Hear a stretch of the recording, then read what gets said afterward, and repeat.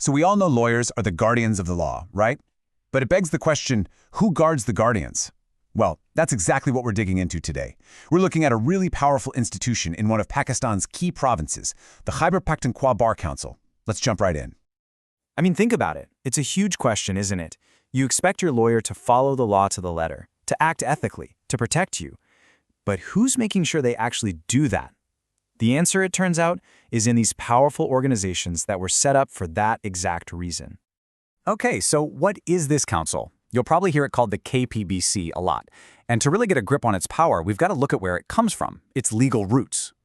And this is so important. The KPBC isn't just some private club where lawyers hang out. Nope. It's what's known as a statutory body. And what that means, in plain English, is that it was created by an actual act of law, a statute, to do a specific job for the public.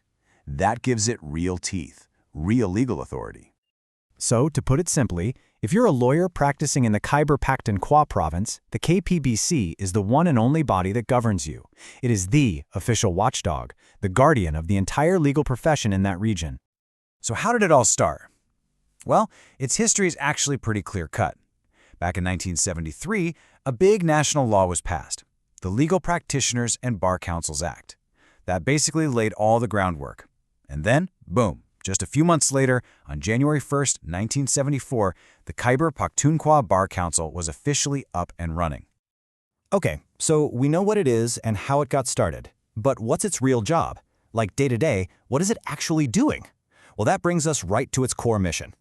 You can really boil down its whole purpose to three main pillars. First up, it's a defender. It's there to protect the rights and interests of its own members, the lawyers. Second, and this is a big one, it's the regulator. It oversees how lawyers behave and acts as the main disciplinary authority. And third, it has this wider mission to help the whole system of justice run smoothly for everyone in the province. Now, with that much responsibility, you'd expect a pretty clear structure, right? So who's calling the shots? Let's get into how the leadership is picked and how the whole thing runs. And the way it's set up is actually pretty fascinating. It's this hybrid model. You've got a top-down government appointment mixed with democratic elections by the lawyers themselves.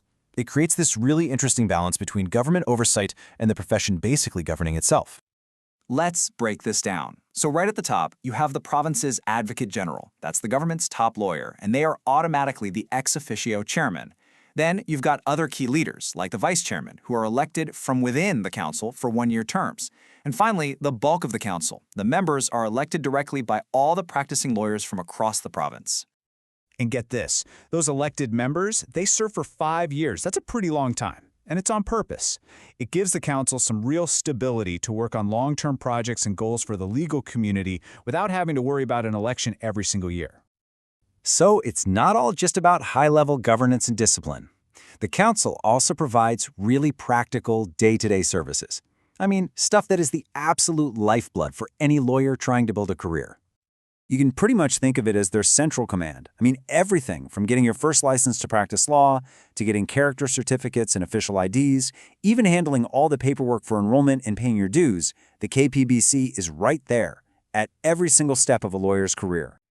Now, it's important to remember that the KPBC isn't just an island. It doesn't operate in a vacuum. It's actually one key piece in a much bigger, nationwide puzzle. Yeah, it basically works like a provincial chapter in this big, coordinated system of bar councils all across the country. And having this network is what makes sure that the rules and standards for lawyers are pretty much the same, whether you're in one province or another.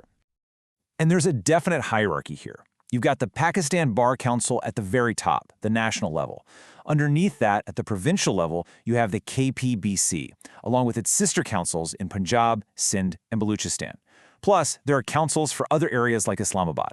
They're all part of the same team working under the same big rules.